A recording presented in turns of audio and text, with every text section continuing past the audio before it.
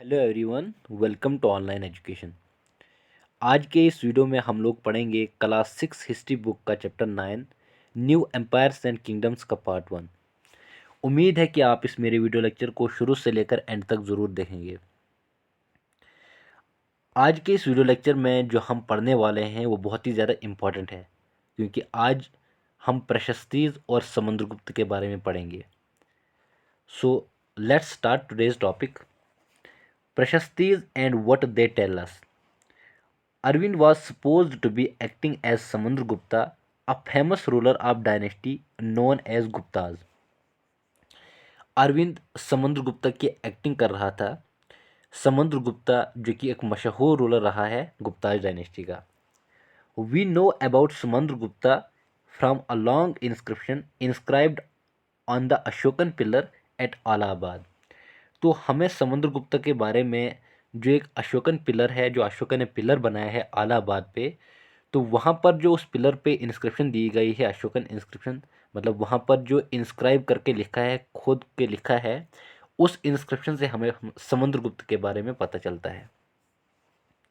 It was composed as a kavi, इसको एक कवि की तरह बनाया गया था बाय हरिसेना, हरिसेना ने, जो कि एक पोइट और मिनिस्टर था समुद्रगुप्त के कोर्ट में। तो उसने इसको एक कवि की तरह बनाया था। This inscription is of special kind known as prashasti, a Sanskrit word meaning in praise of.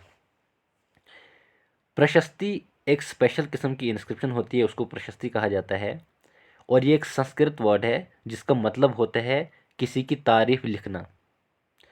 अब मेन बात है कि इंस्क्रिप्शन और प्रशस्ति के बीच का डिफरेंस क्या है।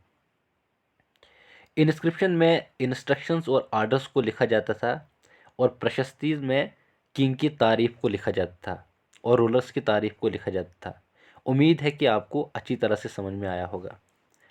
While प्रशस्तीज were composed for some of the rulers you read about in chapter 8। तो चैप्टर 8 में हमने पढ़ा था कि प्रशस्ति जो थी कुछ रूलर्स के बारे में, मतलब कुछ रूलर्स के लिए प्रशस्तीज को बनाया जाता था।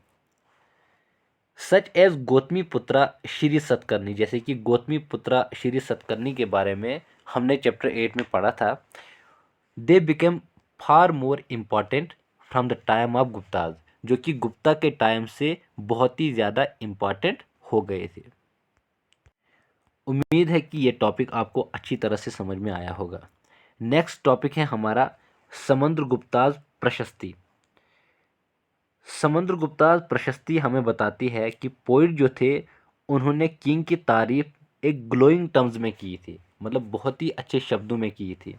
जैसे कि उन्होंने बताया था कि किंग जो था वो एक वॉरियर था, मतलब लड़को था, जंगजू था, और उसके बाद एज अ किंग उन्होंने बताया था कि समुद्रगुप्त के बारे में, who won victories in battle, कि जो जंगें उसने लड़ी उसमें उसको जीत हासिल हुई थी। और उसके बाद बताया गया है कि वो बहुत ही ज़्यादा लर्नड था, मतलब बहुत ही ज़्यादा नॉलेजेबल था, और बेस्ट पोइट्स भी था। उसके बाद समुद्रगुप्ता को डिस्क्राइब किया गया है एज इक्वल टू गॉड, मतलब भगवानों के इक्वल उसको माना जाता था। द प्रशस्ति was composed in very long sentences, तो प्रशस्ति जो थी उनको लंबे लंबे सेंटेंस में बनाया जाता था। और यहाँ पर एक पार्ट दिया गया है एक सेंटेंस का, ये है यहाँ पर समुद्रगुप्ता द वॉरियर, ये एक पार्ट है एक सेंटेंस का जो कि यहाँ पर दिखाया गया है। इसमें बताया गया है कि समुद्रगुप्ता की बॉडी जो थी वो बहुत ही ज़्यादा चार्मिंग थी, मतलब बहुत ही ज़्यादा अट्रैक्टिव थी। उसकी बॉडी के ऊपर प्लेंटियस ब्यूटी ऑफ द मार्क्स, मतलब बहुत ही खूबसूरत निशान लगे हुए थे। वो निशान जो थे वो निशान थे कि जब वो बैटल्स में जाता था, जब वो जंग लड़ता था, तो कुल्हाड़ी के निशान थे उसके ऊपर। उसके बाद एरो मतलब तीर के निशान थे। उसके बाद स्पाइक्स मतलब कील के निशान थे। उसके बाद स्पीयर्स मतलब नेज़े के निशान थे। उसके बाद तीर के निशान थे, और बहुत सारे ऐसे वेपन्स थे जिनके निशान उसकी बॉडी पे लगे हुए थे। ये यहाँ पर एक प्रशस्ति के सेंटेंस का एक पार्ट जो है वो यहाँ पर दिया गया है। इस प्रशस्ति में समुद्रगुप्त के बारे में बताया गया है। उम्मीद है कि ये टॉपिक आपको अच्छी तरह से समझ में आया होगा। उसके बाद if you look at map 7 है, पेज नंबर 87 है। और यहाँ पर अगर हम इस पे देखें तो यहाँ पर कुछ एरिया जो है वो ग्रीन कलर में शेडेड है। उसके बाद एक सीरीज़ है रेड डॉट की ईस्ट कोस्ट के साथ में। उसके बाद एरिया हैं, कुछ कुछ एरियाज़ हैं जो कि पर्पल कलर से मार्क्ड हैं और कुछ एरिया हैं जो कि ब्लू कलर से मार्क्ड हैं। This map is based on the information provide in the prashastis. तो प्रशस्तीज में जो इंफॉर्मेशन प्रोवाइड की गई है उस इंफॉर्मेशन के बेस पे ही इस मैप को तैयार किया गया है। इस मैप को भी हम अभी डिस्कस करेंगे। Harisena describes 4 different kinds of rulers. Harisena ने 4 अलग अलग किस्म के रूलर्स को डिस्क्राइब किया है यहाँ पे प्रशस्ति में। And tells us about Samudragupta's policies towards them, और बताया है कि समुद्रगुप्ता की पॉलिसी कैसी रही थी उनके साथ। तो यहाँ पर पहला पॉइंट जो दिया गया है इसमें क्या दिया गया है, द रूलर्स ऑफ आर्यवर्ता। आर्यवर्ता के जो रूलर्स थे, the area shaded in green on the map, वो एरिया जो कि ग्रीन कलर से शेडेड है मैप पे, तो वो एरिया जो था उस एरिया पे आर्यवर्त के रूलर जो थे वो रूल कर रहे थे। वो 9 रूलर्स थे और उनको समुद्रगुप्त ने अप्रोच किया था, मतलब डिफीट किया था, हरा दिया था। और उनकी जो किंगडम्स थे उनको समुद्रगुप्त ने अपनी एम्पायर के अंदर मिला लिया था। तो ये जो 9 रूलर थे आर्यवर्त के, ग्रीन ग्रीन कलर से शेडेड है मैप पे। यहाँ पे हम आप देख सकते हैं, यहाँ पर ये जो ग्रीन कलर है यहाँ पे, ये वाला एरिया जो था यहाँ पर आर्यवर्त के रूलर जो थे, मतलब जो 9 रूलर थे वो यहाँ पर रूल कर रहे थे। और ये यहाँ पर ये जो है यहाँ पर ये रेड डॉट्स है। तो यहाँ पर जो थे रूल कर रहे थे आर्यवर्त के रूलर्स, 9 रूलर्स थे। लेकिन बाद में समुद्रगुप्त ने उनको हरा दिया और उसके बाद इस एरिया को भी समुद्रगुप्त ने अपने कंट्रोल में लाया। उम्मीद है कि आपको अच्छी तरह से समझ में आया होगा। उसके बाद नेक्स्ट पॉइंट जो है यहाँ पर, the rulers of Dakshinapatha. Here there were 12 rulers, some of whose capitals are marked with red dots on the map. Dakshinapatha के रूलर्स थे, 12 रूलर्स थे वो भी, जिनकी कैपिटल जो है वो रेड डॉट्स में वहाँ पर मार्क की गई है मैप पे, जो कि हमने अभी देखा। They surrendered to Samudragupta after being defeated and he then allowed them to rule again. उनको हराने के बाद समुद्रगुप्त ने क्या किया था, उन्हें सरेंडर किया था समुद्रगुप्त के सामने। लेकिन बाद में समुद्रगुप्त ने उनको अलाउ किया था कि आप अपने एरियाओं पे फिर से रूल कर सकते हैं। उसके बाद the inner circle the inner circle of neighbouring states including Assam, coastal Bengal, Nepal, a number of ganasanghas in the north west marked in purple on the map. उसके बाद कुछ नेबरिंग स्टेट थी जिसमें आसाम, कोस्टल बंगाल, नेपाल और बहुत सारे गनासंगा जो थे, जिनको पर्पल कलर से मैप पे मार्क किया गया है। They brought tribute, followed his orders and attended his court. तो उन्होंने क्या किया था, वो समुद्रगुप्त के लिए ट्रिब्यूट मतलब कुछ गिफ्ट लाते थे। उसके बाद समुद्रगुप्ता के ऑर्डर को फॉलो किया था। उसके बाद उसके कोर्ट को भी उन्होंने अटेंड किया था। उसके बाद फोर्थ पॉइंट है, द रूलर्स ऑफ आउटलाइंग एरियाज। जो बाहर के एरिया जो था वहाँ के रूलर जो थे, जिनको ब्लू कलर से मार्क किया गया है मैप पे, शायद कहा जाता है कि शायद वो डिसेंडेंट रहे थे, मतलब डिसेंडेंट रहे थे कुशानाज के और शाकाज के। और श्रीलंका के जो रूलर श्रीलंका का जो रूलर था, उसने क्या किया था, उसने समुद्रगुप्त के सामने घुटने टेके थे और समुद्रगुप्त को ऑफर दिया था कि आप उसकी डॉटर के साथ शादी कर सकते हैं। उम्मीद है कि ये टॉपिक आपको अच्छी तरह से समझ में आया होगा। उसके बाद नेक्स्ट टॉपिक है हमारा जिनोलॉजीज़।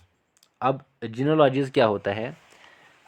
जिनोलॉजीज़ का मतलब होता है किसी भी फैमिली या डायनेस्टी की लीनिएज का रिकॉर्डेड अकाउंट, मतलब किसी भी फैमिली या डायनेस्टी की लीनेज का रिकॉर्डेड अकाउंट जो होता है उसको जिनोलॉजीज कहा जाता है। Most prashastis also mention the ancestors of ruler. बहुत सारी प्रशस्तीज में ये बताया गया है, और जो रूलर होते हैं उनके एंसेस्टर में बताया, उनके एंसेस्टर के बारे में भी बताया गया है कि उनके एंसेस्टर्स क्या थे, उनके पूर्वजों क्या थे, मतलब उनके दादा कौन थे, उनके बाबा कौन थे, वो उन्होंने किस एरिया पे रूल किया था, उन्होंने किस एरिया पे रूल किया था, कितना एरिया उनके अंडर था, ये सारी चीज़ें बताई गई हैं। This one mentions Samudragupta's great grandfather.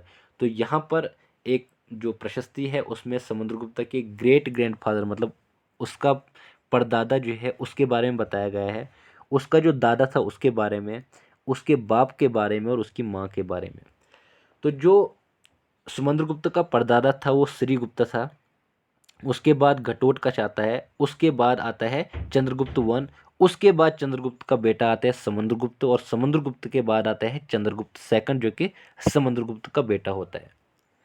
His मादर, उसकी माँ का नाम कुमारा देवी था जो कि लिच्छवी गणा से बिलोंग करती थी, जबकि उसका फादर जो था, उसका बाप जो था चंद्रगुप्ता, वो पहला रूलर था जिसने अडॉप्ट किया था एक बहुत ही बड़ा टाइटल महाराजा अधिराज, मतलब उसको महाराजा अधिराज के नाम से जाना जाता था। महाराजा अधिराज का मतलब होता है सभी महाराजों का राजा। A title that Samudragupta also used, एक ऐसा टाइटल जो समुद्रगुप्ता ने भी इस्तेमाल किया था, लेकिन उसका जो परदादा था और दादा था आर मेंशन्ड सिंपली एज महाराजा, तो उनके लिए सिंपली महाराजा की टर्म का इस्तेमाल किया जाता था। It seems as if the family gradually rose to importance, तो ऐसा लगता कि जैसे फैमिली जो थी आहिस्ता आहिस्ता से वो इम्पोर्टेंस में आ रही थी, मतलब आहिस्ता आहिस्ता वो प्रोमिनेंट हो रहे थे। उम्मीद है कि यहाँ तक टॉपिक समझ में आया होगा। उसके बाद यहाँ पर समुद्रगुप्त जो है, तो हमें इंस्क्रिप्शन से पता चलता है और कॉइन से पता चलता है समुद्रगुप्त सेकंड के बारे में, और उसके बाद जो रूलर्स थे डायनेस्टी के, उसका बेटा चंद्रगुप्त सेकंड, और उसके बाद उन सब के बारे में हमें इंस्क्रिप्शंस और कॉइन से पता चलता है। और उसने एक एक्सपीडिशन भी की थी, मतलब वेस्टर्न इंडिया की तरफ वहाँ पर भी वो गए थे, वहाँ पर भी उनकी एक मुहिम रही थी, जहाँ पर उन्होंने जो शाकाज का लास्ट रूलर था उसको हराया था। और उसके बाद ऐसा माना जाता है कि उसका कोर्ट जो था समुद्रगुप्त का, वो पूरी तरह से नॉलेजेबल लोगों से भरा पड़ा था। About some of them you will read in chapter 10, तो उनमें से कुछ जो है उनके बारे में हम चैप्टर 10 में पढ़ेंगे। उम्मीद है कि ये टॉपिक्स आपको अच्छी तरह से समझ में आए होंगे। तो आज के लिए इतना ही, मिलते हैं नेक्स्ट वीडियो में। Thank you so much.